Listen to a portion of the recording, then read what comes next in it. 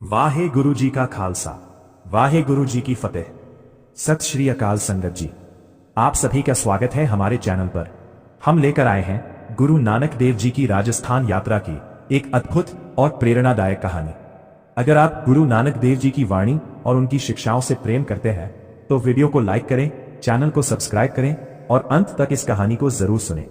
तो चलिए वीडियो शुरू करते हैं। लगभग 500 साल पहले की बात है। राजस्थान की तपती रेत, दूर दूर तक फैला रेगिस्तान, और उस रेगिस्तान में चल रहे थे महान संत गुरु नानक देव जी। उनके साथ थे उनके प्रिय साथी भाई मर्दाना, जो रबाब बजाकर प्रभु का नाम याद कर रहे थे। किसी को नहीं पता था कि इस रेगिस्तान में एक ऐसी घटना होने वाली है जो लोगों के जीवन को बदल देगी। यह वो समय था जब गुरु नानक देव जी अपनी धार्मिक यात्राओं पर थे। वे अलग अलग देशों और प्रदेशों में जाकर लोगों को यह सिखा रहे थे कि ईश्वर एक है और सभी मनुष्य बराबर है। एक दिन उनकी यात्रा उन्हें राजस्थान की ओर ले आई। तपती हवा चल रही थी, रेत के तूफान उठ रहे थे, लेकिन गुरु नानक देव जी के चेहरे पर अद्भुत शक था, आंती थी। भाई मर्दाना ने गुरु नानक देव जी से कहा, गुरु जी, यह भूमि बहुत कठोर है, यहां लोग कैसे रहते होंगे? गुरु नानक मुस्कुराए और बोले, मर्दाना, जहां कठिनाई होती है वहीं इंसान को सबसे ज्यादा प्रभु की जरूरत होती है।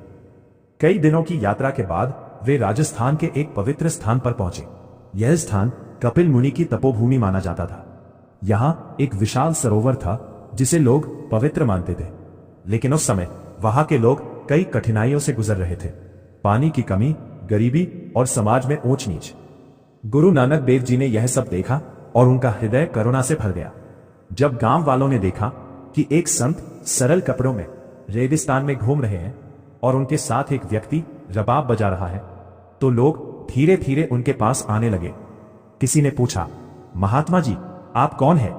गुरु नानक देव जी ने शांत स्वर में कहा, मैं कोई बड़ा संत नहीं, मैं तो बस ईश्वर का दास हूं।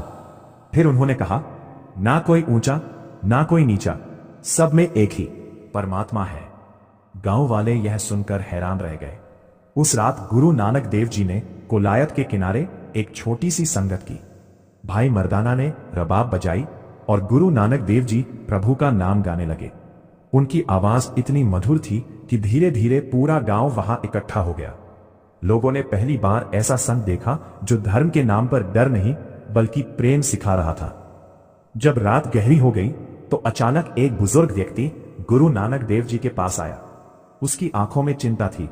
वो बोला, महात्मा जी, हमारा गांव बड़ी मुसीबत में है। गुरु नानक देव जी ने पूछा, क्या हुआ? बुजुर्ग ने कहा, कल आपको सब पता चल जाएगा। यह सुनकर वहां बैठे सभी लोग चिंता में पड़ गए। कौन सी मुसीबत? और क्या गुरु नानक देव जी उस समस्या का समाधान करेंगे? अगले दिन एक ऐसी घटना होने वाली थी जो पूरे गांव की किस्मत बदल देगी, और उसी घटना से लोगों को समझ आएगा गुरु नानक देव जी की असली महिमा। अगली सुबह सूरज धीरे धीरे राजस्थान के रेगिस्तान से ऊपर उठ रहा था। रेत की ठंडी हवा चल रही थी, लेकिन गांव के लोगों के दिलों में डर था। सब लोग जल्दी जल्दी उस स्थान पर इकट्ठा हो गए जहां गुरु नानक देव जी और उनके साथी भाई मर्दाना ठहरे हुए थे। भाई मर्दाना रबाब लेकर बैठ गए और गुरु नानक देव जी शांत भाव से प्रभु का नाम जप रहे थे, लेकिन गांव के लोगों के चेहरे पर चिंता साफ दिखाई दे रही थी। वही बुजुर्ग व्यक्ति जो रात में गुरु नानक देव जी के पास आया था, धीरे धीरे आगे बढ़ा। उसने हाथ जोड़कर कहा, गुरु जी, हमारा गांव कई सालों से एक बड़ी समस्या से जूझ रहा है। गुरु नानक देव जी ने प्रेम से पूछा, बताओ भाई, क्या परेशानी है? बुजुर्ग बोला, हमारे गांव का एकमात्र सरोवर जो पूरे गांव को पानी देता था, अब सूखने लगा है। यह सुनते ही सारे गांव में सन्नाटा छा गया। राजस्थान की धरती पर पानी का सूख जाना सबसे बड़ी मुसीबत होती है।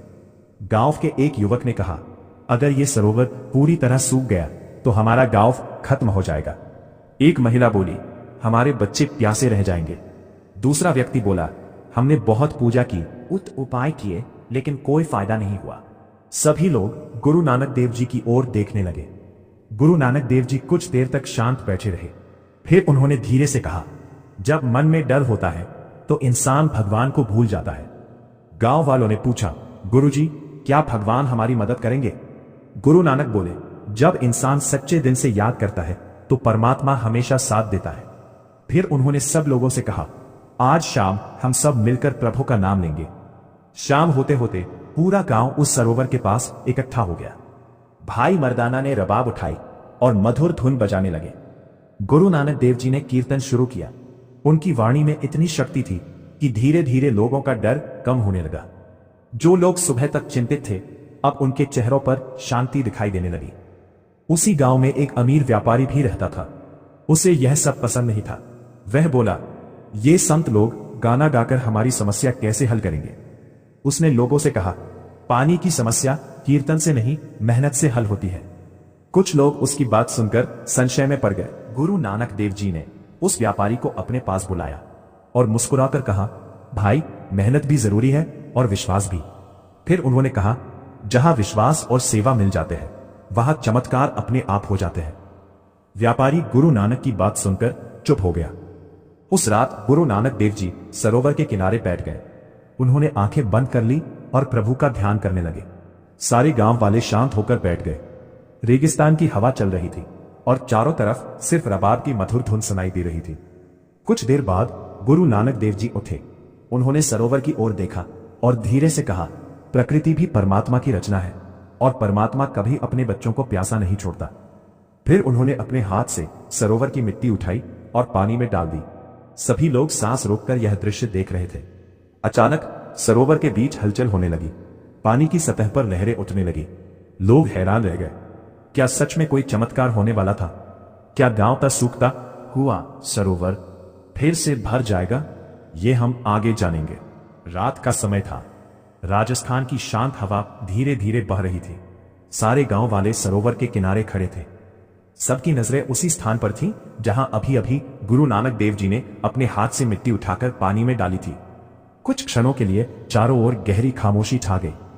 सिर्फ रबाब की मधुर धुन सुनाई दे रही थी जिसे भाई मर्दाना बजा रहे थे। लेकिन तभी सरोवर के बीचों बीच पानी में हलचल होने लगी। पहले हल्की लहरें उठी, फिर लहरें थोड़ी तेज होने लगी। गांव के लोग एक दूसरे की ओर देखने लगे। एक युवक बोला, यह क्या हो रहा है? एक बुजुर्ग ने कहा, मैंने अपने जीवन में ऐसा दृश्य पहले कभी नहीं देखा। धीरे धीरे सरोवर का पानी मानो भीतर से हिलने लगा। ऐसा लग रहा था जैसे धरती के अंदर से कोई शक्ति जाग रही हो। गांव की महिलाएं अपने बच्चों को पकड़कर खड़ी थीं। सबकी आंखों में आश्चर्य और उम्मीद दोनों थे। तभी एक बूढ़ी महिला ने कहा, देखो, पानी बढ़ रहा है। सचमुच सरोवर का जल स्तर धीरे धीरे ऊपर उठने लगा। जो सरोवर कई महीनों से सूख रहा था, अब उसमें पानी फिर से भरने लगा। लोग हैरान रह गए। वही अमीर व्यापारी जो पहले गुरु नानक की बातों पर हंस रहा था, अब सरोवर को देखकर चिंतित हो गया। वह मन ही मन सोचने लगा, यह कैसे संभव है? वह धीरे धीरे गुरु नानक देव जी के पास आया और बोला, गुरु जी, क्या यह सच में चमत्कार है? गुरु नानक देव जी मुस्कुराए और बोले, जहां सच्चा विश्वास होता है, वहां प्रकृति भी साथ देती है। उस रात गुरु नानक देव जी ने फिर से कीर्तन शुरू किया। भाई मर्दाना ने रबाब बजाई। गांव वाले प्रभु का नाम लेने लगे। धीरे धीरे सभी के दिलों में एक नई ऊर्जा भरने लगी। अब कोई डर नहीं था। सबको विश्वास था कि उनकी समस्या खत्म होने वाली है। अगली सुबह जब सूरज उगा तो गांव वालों ने एक अद्भुत दृश्य देखा। सरोवर पहले से ज्यादा भर चुका था। पानी इतना साफ था कि उसमें सूरज की किरणें चमक रही थी। गोग खुशी से झूम उठे। किसी ने कहा, यह गुरु नानक देव जी की कृपा है। किसी ने कहा, यह है प्रभु की दया है। वही व्यापारी जो पहले घमंडी था, अब गुरु नानक देव जी के चरणों में आकर बैठ गया। उसकी आंखों में आंसू थे। वो बोला, गुरु जी, मैंने आपको समझने में गलती की। गुरु नानक देव जी ने उसे उठाया और प्रेम से कहा, गलती इंसान से ही होती है। फिर उन्होंने कहा, सबसे बड़ा धर्म है सेवा और विनम्रता। गुरु नानक देव जी ने गांव वालों से कहा, अगर यह सरोवर आपको जीवन देता है तो इसकी सेवा भी आपका कर्तव्य है। फिर उन्होंने सभी को मिलकर सरोवर की सफाई करने को कहा। पूरा गांव सेवा में लग गया। पुरुष, महिलाएं और बच्चे सब मिलकर काम करने लगे। कुछ ही दिनों में गांव का माहौल बदल गया। लोग अब एक दूसरे की मदद करने लगे। झगड़े खत्म होने लगे। सरोवर के आसपास हरियाली बढ़ने लगी और धीरे धीरे यह स्थान एक पवित्र संगत का केंद्र बन गया। गुरु नानक देव जी की परीक्षा अभी खत्म नहीं हुई थी। कुछ दूर एक और गांव था जहां के लोग गुरु नानक के बारे में अजीब अजीब बातें सुन रहे थे और उन्होंने फैसला किया वे गुरु नानक की परीक्षा लेंगे। क्या होगा जब गुरु नानक देव जी का सामना उन लोगों से होगा, यह हम आगे जानेंगे। कोलायत में हुए अद्भुत परिवर्तन की खबर धीरे धीरे पूरे इलाके में फैलने लगी। लोग कहने लगे कि एक संत आए हैं जिनकी वाणी सुनकर लोगों के जीवन बदल रहे हैं। वह संत थे गुरु नानक देव जी और उनके साथ थे उनके प्रिय साथी भाई मर्दाना। लेकिन हर जगह सभी लोग विश्वास नहीं करते। कुछ लोग ऐसे भी थे जो सोचते थे कि यह सब सिर्फ लोगों की कल्पना है। कोलायत से कुछ दूरी पर एक और गांव था। जब वहां के लोगों ने सुना कि कोलायत में एक संत ने लोगों की सोच बदल दी है और सरोवर फिर से भरने लगा है, तो वहां के कुछ लोग हंसने लगे। एक व्यक्ति बोला, यह सब लोगों की कहानी है। दूसरा बोला, कोई संत रेगिस्तान में पानी कैसे बढ़ा सकता है। तीसरा बोला, ला, अगर वह सच में संत है तो हम उनकी परीक्षा लेंगे। गांव के कुछ लोगों ने एक योजना बनाई। उन्होंने तय किया कि वे गुरु नानक देव जी के पास जाकर कठिन सवाल पूछेंगे और अगर गुरु नानक उन सवालों का जवाब नहीं दे पाए तो वे लोगों को बताएंगे कि ये संत भी साधारण इंसान ही है। लेकिन उन्हें यह नहीं पता था कि सच्चे संत की पहचान सवालों से नहीं, उनकी करुणा से होती है। अगले दिन वे लोग कोलायत पहुंचे। कोलायत उस समय गुरु नानक देव जी संगत के साथ बैठे थे। भाई मर्दाना रबाब बजा रहे थे और लोग प्रभु का नाम ले रहे थे। तभी वह समूह आगे आया। उनमें से एक व्यक्ति बोला, क्या आप वही संत हैं जिनके बारे में लोग कह रहे हैं कि आप चमत्कार करते हैं। गुरु नानक देव जी मुस्कुराए और बोले, मैं कोई चमत्कार नहीं करता, सब कुछ परमात्मा की इच्छा से होता है। उनमें से एक युवक ने पूछा, अगर भगवान हर जगह है तो लोग उन्हें देख क्यों नहीं पाते। संगत में बैठे लोग ध्यान से सुनने लगे। गुरु नानक देव जी ने शांत स्वर में कहा, जब मन लालच और अहंकार से भरा होता है तो इंसान सच्चाई को देख ही नहीं पाता। फिर उन्होंने कहा, जैसे धूल भरी आंख सूरज को साफ नहीं देख पाती, वैसे ही अशांत मन परमात्मा को नहीं देख पाता। सभी लोग गहरी सोच में पड़ गए। दूसरा व्यक्ति आगे आया। उसने पूछा, अगर भगवान सबको समान मानते हैं तो दुनिया में अमीर और गरीब क्यों है। गुरु नानक देव जी ने कहा, धन या गरीबी इंसान की असली पहचान नहीं है। फिर उन्होंने कहा, सच्चा अमीर वही है जिसके दिल में दया और सेवा हो। उन सवाल पूछने वालों में एक व्यक्ति ऐसा भी था जो बहुत घमंडी था। वो बोला, अगर सेवा इतनी महान है तो क्या आप भी सेवा करते हैं। गुरु नानक देव जी ने मुस्कुराकर कहा, संत वही है जो सबसे पहले सेवा करता है। फिर उन्होंने सरोवर की ओर इशारा किया और कहा, आओ आज हम सब मिलकर सरोवर की सफाई करें। सभी लोग सरोवर के किनारे पहुंच गए। कुछ लोग मिट्टी हटाने लगे, कुछ लोग पानी साफ करने लगे। वो घमंडी व्यक्ति भी मजबूरी में सेवा करने लगा। लेकिन धीरे धीरे उसे एक अजीब शांति महसूस होने लगी। उसने पहली बार महसूस किया कि दूसरों के लिए काम करने में एक अलग ही खुशी होती है। काम खत्म होने के बाद वह व्यक्ति गुरु नानक देव जी के पास आया। उसकी आंखों में नम्रता आ चुकी थी। वह बोला, गुरु जी, आज मुझे समझ आया कि असली खुशी क्या होती है। गुरु नानक देव जी ने कहा, जब इंसान दूसरों की भलाई करता है तभी उसका मन शांत होता है। उस दिन के बाद वह गांव भी गुरु नानक देव जी की संगत में शामिल हो गया। अब हर शाम लोग इकट्ठा होकर प्रभु का नाम लेने लगे। भाई मर्दाना की रबाब और गुरु नानक की वाणी पूरे इलाके में गूंजने लगी। लेकिन राजस्थान की इस यात्रा में एक और बड़ी घटना अभी होने वाली थी। एक दिन एक दूर से आया साधु गुरु नानक देव जी के पास पहुंचा और उसने कहा, अगर आप सच में संत हैं तो मेरी एक समस्या हल कर दीजिए। उस साधु की समस्या पूरे गांव को हैरान कर देने वाली थी। क्या गुरु नानक देव जी उस रहस्य को सुलझा पाएंगे, ये हम आगे जानेंगे। कोलायत में अब हर दिन संगत होने लगी थी। लोग दूर दूर से आकर गुरु नानक देव जी की वाणी सुनते थे। भाई मर्दाना अपनी रबाब से वातावरण को भक्ति में भर देते थे और पूरा इलाका धीरे धीरे बदलने लगा था। लेकिन एक दिन कोलायत में एक ऐसा व्यक्ति आया जिसने सबको हैरान कर दिया। एक सुबह एक साधु गांव में आया। उसके लंबे जटाजूट थे, आंखों में गहरा तेज था और हाथ में एक कमंडल था। लोगों ने पूछा, आप कौन हैं? साधु बोला, मैं कई वर्षों से सत्य की खोज में भटक रहा हूं। फिर उसने कहा, मैंने सुना है यहां एक महान संत आए हैं। वह संत थे गुरु नानक देव जी। साधु गुरु नानक देव जी के पास पहुंचा। उसने हाथ जोड़कर कहा, गुरु जी, मैंने जीवन भर तपस्या की है लेकिन मेरे मन को शांति नहीं मिलती। संगत में बैठे लोग ध्यान से सुनने लगे। साधु बोला, मैंने जंगलों में साधना की, कई तीर्थ किए, लेकिन मन की बेचैनी खत्म नहीं होती। फिर उसने पूछा, क्या आप मेरी समस्या हल कर सकते हैं? गुरु नानक देव जी का कुछ देर तक शांत रहे। फिर उन्होंने साधु से पूछा, तुमने अपने जीवन में सबसे ज्यादा समय किस काम में लगाया? साधु बोला, मैंने तपस्या की, मंत्र जाप किया और कई वर्षों तक मौन रखा। गुरु नानक देव जी ने पूछा, क्या तुमने कभी किसी भूखे को भोजन कराया? साधु चुप हो गया। गुरु नानक देव जी बोले, सिर्फ तपस्या सच्ची भक्ति नहीं होती।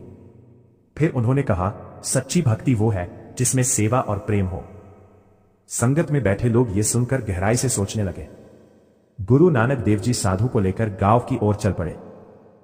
वहां उन्होंने देखा कि एक गरीब परिवार भोजन के लिए संघर्ष कर रहा था। गुरु नानक देव जी ने साधु से कहा, आज इनकी सेवा करो। साधु ने पहली बार किसी के लिए खाना बनाया। जब उस परिवार ने भोजन किया तो उनके चेहरे पर खुशी दिखाई दी।